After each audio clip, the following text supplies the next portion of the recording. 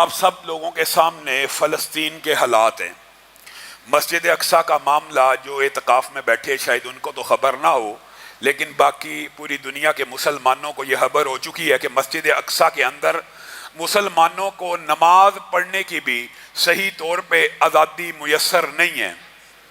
آج مسجد اقصیٰ آپ کو اور مجھے کیا پکار نہیں رہی ہوگی؟ کیا مسجد اقصیٰ مجھے اور آپ کو بلا نہیں رہی ہوگی؟ چلو، پوری دنیا کے 55 سے زائد اسلامی ممالک ہیں، اس کو تم اپنا قبلہ اول نہیں مانتے، کم از کم مسجد ہی تسلیم کر لو۔ وَمَنْ أَظْلَمُ مِمَّنْ مَنَعَ مَسَاجِدَ اللَّهِ أَنْ يُذْكَرَ فِيهَا اسْمُهُ وَسَعَىٰ فِي خَرَابِهَا۔ اس سے بڑھ کر ظالم کون ہو سکتا ہے جو اللہ کی مسجدوں کے اندر اللہ کے نام سے روکے اور ان کو خراب کرنے کے در پہ ہو جائے؟ کہاں ہے عمر بن خطاب؟ کہاں ہے صلاح الدین ایوبی؟ عمر اب کیوں نہیں آتے؟ صلاح الدین ایوبی اب مسجد اقصیٰ کی صدا پہ لبیک کیوں نہیں کہتے؟ اس کی ایک خاص وجہ ہے۔ مسجد اقصیٰ ان 55 اسلامی ممالک کے ضمیر کے اوپر ایک تازیانہ بھی ہے، اور یہ 55 اسلامی ممالک جو اسلامی بھی ہیں اور بڑی شان سے کہتے ہیں ہم اسلامی ممالک ہیں، مسجد اقصیٰ آج ان میں سے کسی ایک کا بھی قومی مسئلہ نہیں ہے۔ قومی مسئلہ ہوتا کسی ملک کا تو شاید آواز کھڑی ہو جاتی، لیکن آج یہ مسجد بیچاری کسی اسلامی ملک کا قومی مسئلہ بھی نہیں رہی۔ اور قومی مسئلوں کے اندر بھی ہمارا جو کردار ہے غلامی کا، وہ آپ کے سامنے ہے۔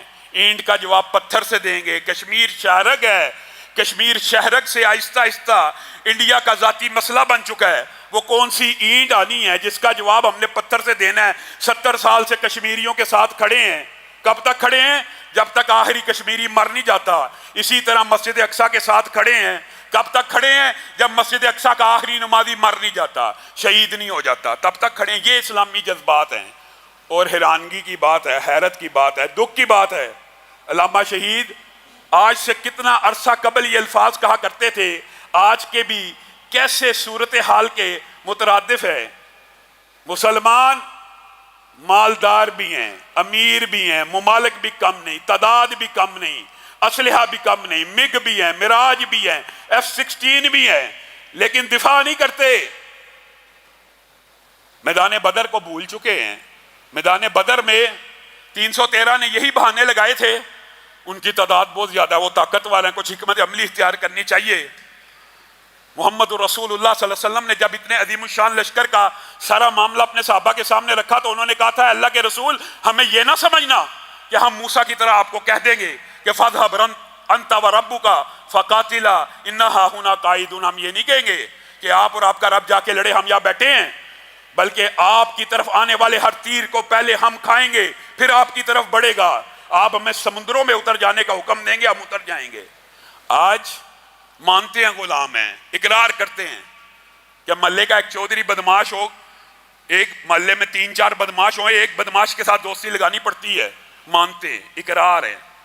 چودھری امریکہ، ایک کے ساتھ تو یاری لگانی ہے، روس کے ساتھ، امریکہ کے ساتھ، چائنا کے ساتھ، ان میں سے کسی ایک کے پلڑے میں تو وزن ڈالنا ہے، ایک بدماش کا ساتھ تو دینا ہی ہے، اس بات کا بھی اقرار کرتے ہیں۔ لیکن کیا بدماش کے پالے ہوئے خبیث جانوروں کا بھی اسی طرح اکرام اور عزت کرنی ہے؟ قائد اعظم محمد علی جناح رحمہ اللہ نے یہ بات کہہ دی تھی کہ اسرائیل اسلامی ریاستوں کے قلب کے اندر ایک نجائز خنجر ہے۔ پاکستان، پوری دنیا مان جائے، پاکستان اسرائیل کے وجود کو نہیں مان سکتا۔ اور دکھ اور افسوس کی بات یہ ہے، یہ اسرائیل عرب ریاستوں کے قلب کے اندر ہے، مسلم ریاستوں کے قلب کے اندر ہے۔ حقیقت میں اگر آپ اس کا نقشہ اٹھا کے دیکھیں نا، یہ محاورے کی بات نہیں ہے۔ یہ 1.5 ارب مسلمان صرف تھوک پھینکنا شروع کر دیں تو اس سے بھی سیلاب آ جائے، اتنا سا ملک ہے۔ پورے مسلمانوں کے منہ پہ تمانچے رسید کر رہا ہے۔ کہاں پہ ہے وہ لبرل مافیا؟ کہاں پہ ہے وہ موم بتی مافیا؟ وہ لبرل آنٹیاں جنہوں نے پاکستان کے اندر ایک جعلی ڈرامے کے اوپر وویلا اٹھا دیا تھا کہ چرچ کے اوپر مسلمانوں نے قبضہ کر لیا ہے۔ وہ ویڈیو بھی جھوٹی ثابت ہو گئی ہے۔ لاہور کے مینٹل ہاسپٹل کے اندر عورتوں کو، عیسائی ننس کو، عیسائیوں کو یہ اس بات کی اجازت دی گئی تھی کہ ایک کمرے کو آپ اپنی عبادت کے لیے مختص کر دیں۔ انہوں نے ایسا ڈرامہ رچایا کہ یہ جی چرچ تھا، ادھر مسلمانوں نے میلاد کر لیا ہے۔ وہ سب بھی جھوٹ ثابت ہوا۔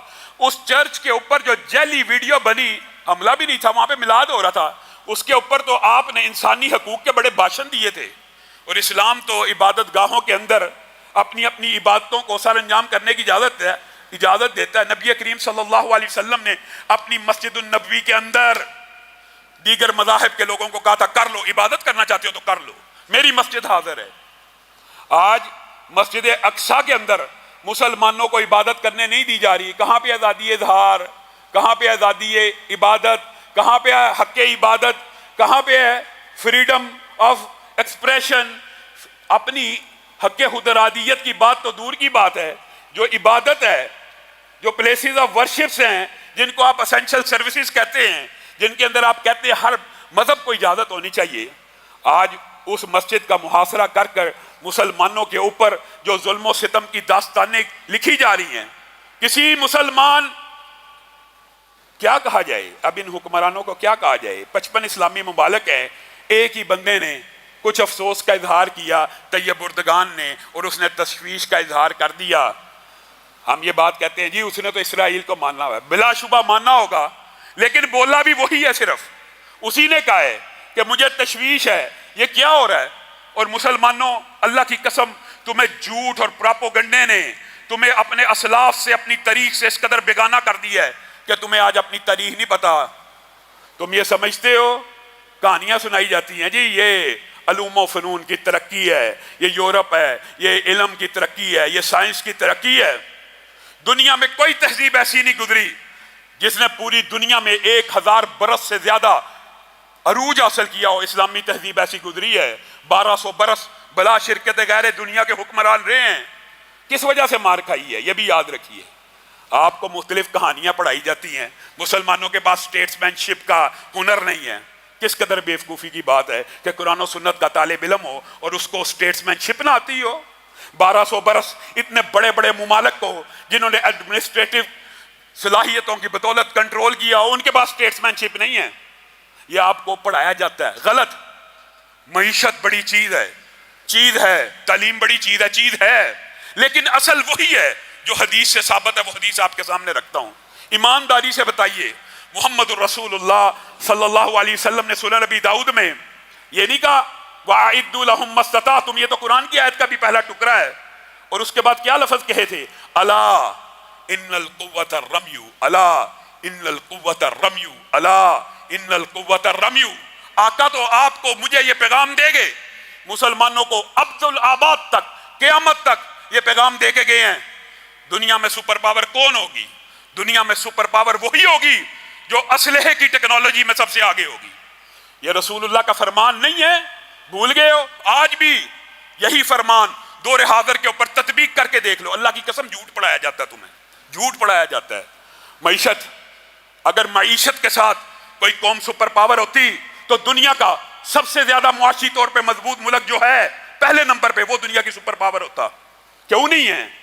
تم تو کہتے ہو کہ معیشت بڑی چیز ہے، تو سب سے زیادہ مضبوط معیشت کے جو ممالک ہیں، جاپان وغیرہ، وہ دنیا کی سپر پاور کیوں نہیں ہے؟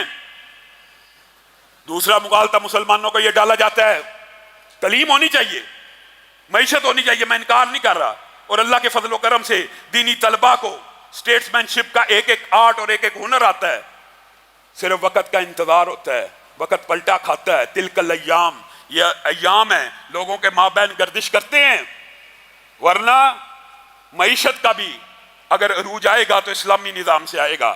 آپ نے کہا دوسری بات جی تعلیم ہوتی ہے، تعلیم ہوتی ہے، اٹھاؤ دنیا میں جو پہلے نمبر پہ تعلیمی طور پہ ملک ہے، کیا دنیا کی سپر پاور ہے؟ جھوٹ بولتے ہو تم مسلمانوں سے۔ کون سپر پاور ہے؟ جو دنیا کا سب سے بڑا دادا ہے، جو دنیا کا سب سے بڑا بدماش ہے، اور جو اس حدیث کے مطابق ہے کہ جس کے پاس اسلحے کی ٹیکنالوجی سب سے اوپر ہوگی وہی دنیا کی سپر پاور ہوگا۔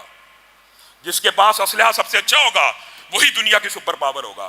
جس کے پاس اسلحے کی صلاحیت سب سے زیادہ ہوگی وہی دنیا کی سپر پاور ہوگی۔ جب تک مسلمان نبی کریم کی اس حدیث کے ساتھ چمٹے رہے، اسلحہ سازی میں ترقی کرتے رہے، منجنیقے بناتے رہے، قلعے گرانے کے ٹول اور ہتھیار بناتے رہے، 1000 برس کسی کو جرت بھی نہیں ہوئی سامنے کھڑے ہو سکے۔ 1200 برس دنیا پہ حکومت کی، ایک پستول سے، ایک بندوق سے یہ مسلمان شکست کھا گیا تو اسلحے کی وجہ سے کھا گیا۔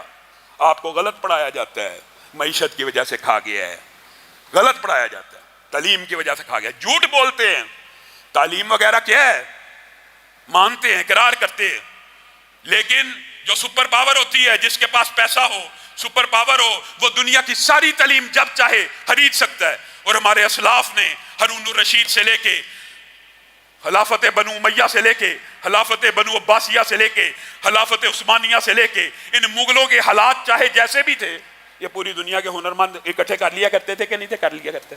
کس بنیاد کے اوپر؟ اسلحے کی طاقت کی بنیاد کے اوپر، پیسے کی بنیاد کے اوپر۔ جس کے پاس اسلحے کی طاقت ہے وہی یہ اسلام کا کلیہ ہے جس سے ہم منہ موڑ چکے ہیں۔ کبھی اے نوجوان مسلم تدبر بھی کیا تو نے؟ وہ کیا گردود ہے جس کا تو ایک ٹوٹا ہوا تارا؟ نہیں، تدبر نہیں کرنا۔ مسجد اقصیٰ آج تجھے اور مجھے پکار رہی ہے، اور شاید کہتی ہوگی کہ تھے تو وہ تمہارے ہی آبا، مگر تم کیا ہو؟ ہاتھ پر ہاتھ درے منتظر فردہ ہو، صرف دعائیں کر کر کے مسجد اقصیٰ آزاد ہو جائے گی؟ مسجد اقصیٰ کو ضرب عمر کی ضرورت ہے، ضرب صلاح الدین کی ضرورت ہے۔ آج مسلم حکمرانوں کو بھی چاہیے کہ وہ اپنے اسلاف کی روایات کے اوپر چلتے ہوئے یونائٹڈ اسٹیٹس آف اسلام کا کنسپٹ کیوں نہیں بن سکتا؟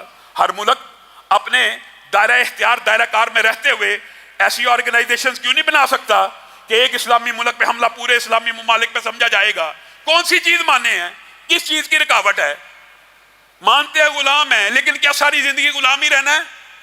غلامی سے نکلنے کی کبھی کوئی تدبیر بھی کرنی ہے؟ چلو آہستہ آہستہ نکلنے کا راستہ ہی بنانا شروع کر دو، کیونکہ جب یہ غلامی بڑھتی چلی جاتی ہے، یہ بات بھی یاد رکھیے، منطقی طور پہ اصولی طور پہ ابن خلدون نے، مسلمان فلاسفروں نے لکھ دیا، غلامی شدید تر ہوتی چلی جاتی ہے، غلامی میں حقوق سلب کرتے چلے جاتے ہیں، جو آقا ہوتے ہیں، جو حاکم ہوتے ہیں، وہ ایک ایک کر کے حق لیتے رہتے ہیں، یہاں تک کہ غلام اتنا مفلوق الحال ہو جاتا ہے اور ایک ایسا لمحہ آ جاتا ہے پھر کبھی بھی آزادی اس کا مقدر نہیں بنتی۔ ہاں، اگر غلام ابتدائی میں اپنے ہر حق کے چھن جانے پہ کچھ ایجیٹیشن کرے، کچھ احتجاج کرے، کچھ حق واپس لینے کی کوشش کرے تو اس کو وہ حق مل جاتا ہے۔ آج احتجاج بھی نہیں کیا جا سکتا۔ آج مسجد اقصیٰ کے اوپر احتجاج کرنا بھی مشکل ہے۔ جو احتجاج کرے گا، اسرائیل کا نام لکھو فیس بک کے اوپر، اکاؤنٹ بلاک، مسجد اقصیٰ کی ویڈیو چڑھاؤ، اکاؤنٹ بلاک۔ آج مسلمان اس قدر پستی اور زوال کا شکار ہو چکے ہیں، ہمارے پاس اپنی اپلیکیشنز ہی نہیں ہیں، ہمارے پاس اپنے ٹولز ہی نہیں ہیں۔ یہ تعلیم کا بھی فائدہ ہے، اس کا انکار نہیں کر رہا، لیکن اللہ کی قسم غور و فکر کر لو، آج پاکستان بھی اس کرۂ ارض کے اوپر اس خطرناک خطے میں اگر محفوظ ہے تو اللہ کی قسم کھا کے کہتا ہوں اس ایٹم بم کی وجہ سے محفوظ ہے، کہ چلو شکر ہے اس خطے کے حکمرانوں نے یہ سوچ لیا اور نبی کی اس حدیث کے اوپر عمل کر لیا کہ واقعی قوت کا دار و مدار اسلحے پر ہوگا، شکر ہے وہ حاصل کر لیا۔ لیکن تمام اسلامی ممالک کو اس کی طرف آنا پڑے گا۔ آپ سارے اسلامی ممالک اس بات کے اوپر جمع ہو جائیں کہ کسی اسلامی ملک کے اوپر حملہ ہمارے اوپر حملہ سمجھا جائے گا تو پھر اللہ تعالیٰ کی بھی بشارتیں ہیں، وہ 313 اکیلے کو نہیں ہے، کم من فیۃ قلیلۃ غلبت فیۃ کثیرۃ باذن اللہ، کتنے ہی کم تعداد کے لشکر کتنے ہی بڑے تعداد کے لشکروں پہ غالب آئے ہیں، کس بنیاد کے اوپر؟ اسلحے اور ایمانی قوت کی بنیاد کے اوپر۔ اور اگر 313 کا آپ نقشہ دیکھیں تو ان کے پاس اسلحہ بھی نہیں تھا۔ کافر ہے تو شمشیر پہ کرتا ہے بھروسہ، مومن ہے تو بے تیغ بھی لڑتا ہے سپاہی۔ کہاں ہے وہ مومنانہ اوصاف؟ وہ اوصاف ہم نے کھو دیے ہیں، پھر اب ہم ماتم کریں، وویلا کریں۔ ہم تو آج اتنی زبوں کا شکار ہیں کہ قومی مسئلہ کشمیر اس کو بھی فراموش کر چکے، اور مسجد اقصیٰ تو اب کسی کا قومی مسئلہ ہی نہیں رہا۔ وہ مسجد اقصیٰ کہ سبحان الذی اسریٰ بعبدہ لیلا من المسجد الحرام الی المسجد الاقصیٰ، اس کی قدر و قیمت بھول گئے ہو؟ نبی کریم کو یہاں پہ لے کے جایا گیا، جبریل امین ہمراہ ہیں، نبی کریم نے دیکھا بڑے خوبصورت چہرے ہیں، کہا کون لوگ آئے ہیں؟ کہا آدم سے لے کے عیسیٰ تک جتنے پیغمبر اور رسول اٹھا لیے گئے تھے آج اتارے گئے ہیں معجزے کے طور پہ۔ کیا کرنے کے لیے اتارے گئے ہیں؟ نماز کو ادا کرنے کے لیے اتارے گئے ہیں۔ یہ نماز کو ادا کیوں نہیں کر رہے؟ یہ نماز کو ادا کیوں نہیں کر رہے جبریل امین؟ جبریل امین نے کہا ان کو اپنے امام کا انتظار ہے۔ ان کا امام کون ہے؟ جبریل امین نے نبی کریم کے کاندھہ اقدس کے اوپر ہاتھ رکھا اور 1,24,000 کم و بیش انبیاء کے مسلح امامت پہ کھڑا کر دیا. یہاں پہ تیرے نبی نے اتنے نبیوں کو امامت کرائی. آج پارلیمنٹ کے اندر بھی پوری دنیا کے اندر بھی یہ واضح ہے کہ جی یہ مسلمانوں کا اس پہ حق نہیں ہے, مسلمانوں کا اس کے اوپر حق ہی نہیں ہے. او خدا کا واسطہ, یہ لبرل مافیا کی آنٹیاں آج سوئی ہوئی ہیں, ان کو انسانی حقوق اب یاد نہیں آ رہے کہ کسی مسلمان کو اس کی مسجد کے اندر عبادت نہیں کرنے دی جا رہی. کیوں یہ ویلا نہیں مچا رہی, کیوں نہیں آواز اٹھا رہی؟ کیونکہ سارے چینلز وہی ہیں, سارے پیسوں کی آمد رفت وہیں سے ہے.